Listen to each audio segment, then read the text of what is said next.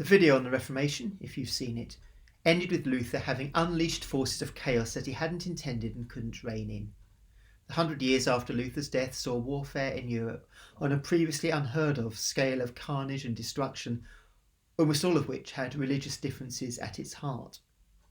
In the Netherlands and in France, Protestants were persecuted and murdered in their thousands. The 30 Years' War between 1618 and 1648 saw a third of the German population killed. In Britain there was a short, but still very bloody civil war between the Roundhead Parliament and the Cavalier Royalists, leading to the execution of King Charles I and a brief Puritan republic under Oliver Cromwell. In the mid-17th century, the continent was exhausted by war and religious factions, and an uneasy consensus developed, which shied away from fanaticism of all kinds. In Britain, this was marked by the so-called Glorious Revolution of 1689, in which the Church of England was confirmed as the established church, and other Christian groups, excluding Catholics, were given limited freedom of worship. The Church of England became a strong bulwark of social order and political conservatism, opposing any kind of religious expression that was pejoratively called enthusiasm. At the same time, the scientific revolution and the ideas of Sir Isaac Newton encouraged people to believe in a God who was a divine watchmaker, one who was responsible for the intricate and ordered workings of the universe, but had little interest or influence in human affairs, a belief known as deism. The clergy were mostly sons of the aristocracy and gentry who saw the church as a useful career path. Regular church-going was much lower than we might imagine. Estimates in the north of England suggest regular Sunday attendance at around 5 to 10%. The 18th century was not a fervently religious one, and yet it produced one of the most remarkable Christian leaders in English history. John Wesley was born in Epworth, just over the diocesan border in Lincolnshire, in 1703. His father was rector of the church, and his mother was a remarkable Christian leader in her own right. When John's father was briefly evicted from the church for political reasons, she was so appalled by the boring teaching of his replacement that she set up a separate afternoon church for her family. This then grew to a congregation of 200. She is arguably the first female church planter in English history.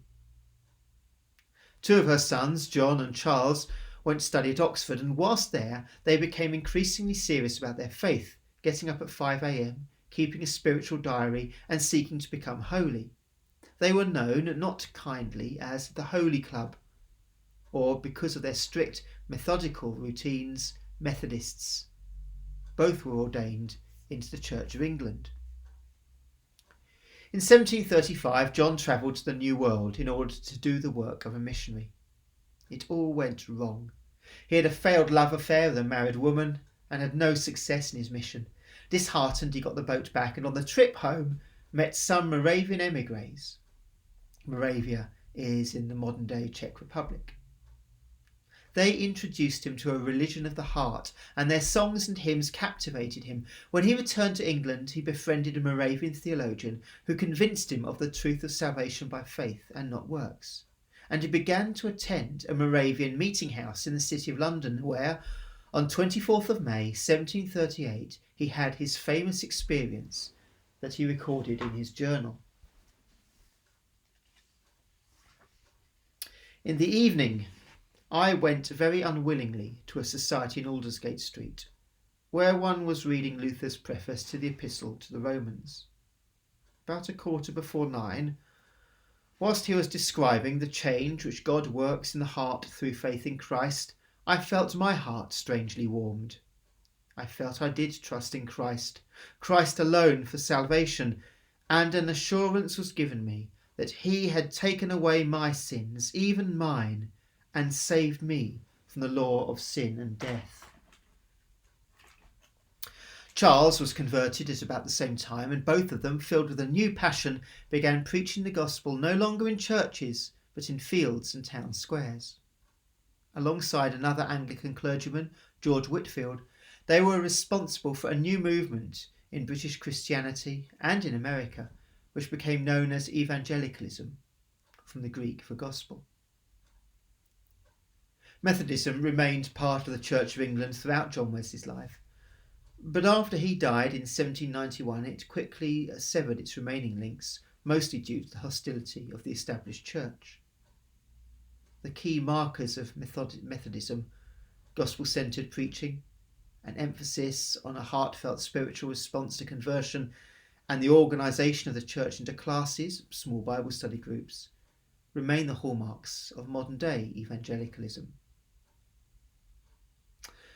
Evangelicalism was one response to the apathy and spiritual torpor of the Church of England. A later but equally dramatic response was the Oxford movement, also known as Tractarianism or Anglo-Catholicism. The first 30 years of the 19th century saw tremendous political changes in the country. The French Revolution and the Napoleonic Wars had wrenched society apart, and the old order of king and church no longer seemed acceptable to many in the population. In order to prevent social unrest, the government introduced limited reforms. Non-Anglican Protestants were for the first time allowed to go to university or to hold public office. In 1829, Catholics for the first time were allowed to build churches and worship freely. In 1832, the voting system was changed to ensure that some of the middle classes could vote for the first time. The Church of England opposed this legislation and found itself the cause of violent abuse and attack. There were some who feared that Christianity, and certainly the Church of England, was doomed. Against this background, a small group of clergy associated with the University of Oxford began to take a stand in opposition to what they saw as an increase in state control of the church and public morality. The key figure in this movement was John Henry Newman. He was joined by John Keble and Harold Froude in their campaign. In 1833, John Keble preached a famous service at the annual opening of the courts in Oxford, in which he declared that the country was in a state of national apostasy. Hard though it is to believe now, 200 years ago sermons could cause national scandal, and Keble's did. Newman, Keble and Froude began writing short articles, tracts, promoting their point of view and written in a deliberately provocative style. Huge crowds gathered to hear them speak, and they became known as Tractarians. The Tractarians looked back with considerable nostalgia to the medieval world when the church had a powerful place and voice in society. This naturally inclined them towards Roman Catholicism, with its rich symbolism and deep tradition, something that the Anglican Church of the time had nothing of. They began to see the Reformation as having taken a wrong turn, and Newman in particular tried to argue that the 39 Articles, which are fairly anti-Catholic in tone, could in fact be reconciled with Roman Catholicism. In other words, the Church of England was really a Catholic church.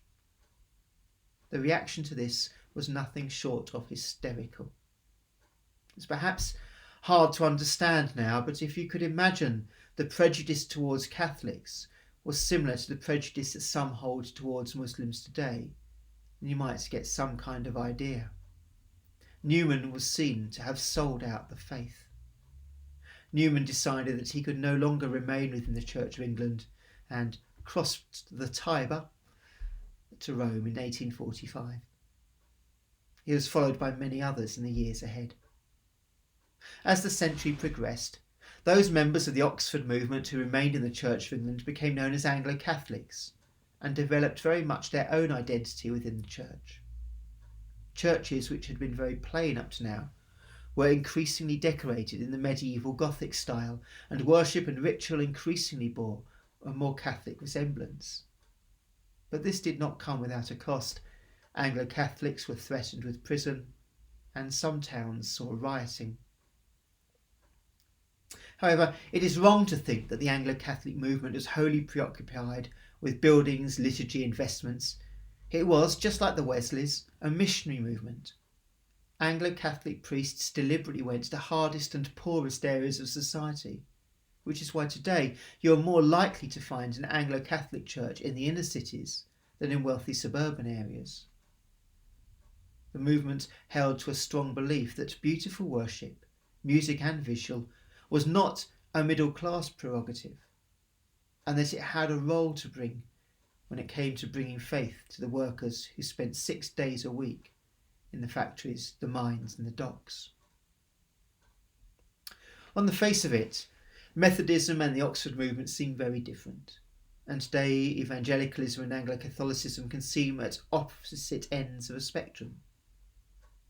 But they had very similar origins. Both grew out of a high church movement, one that valued the church as an important and necessary voice in society. Both opposed apathetic and faithless Christianity that was weak on doctrine and discipline. Both grew out of Oxford University and had firm intellectual foundations. Newman and Wesley were theologians of the first rank, but they also had a deep desire to bring the gospel to the poor and the uneducated. Both were expressions of the Romantic movement that dominated the late 18th century.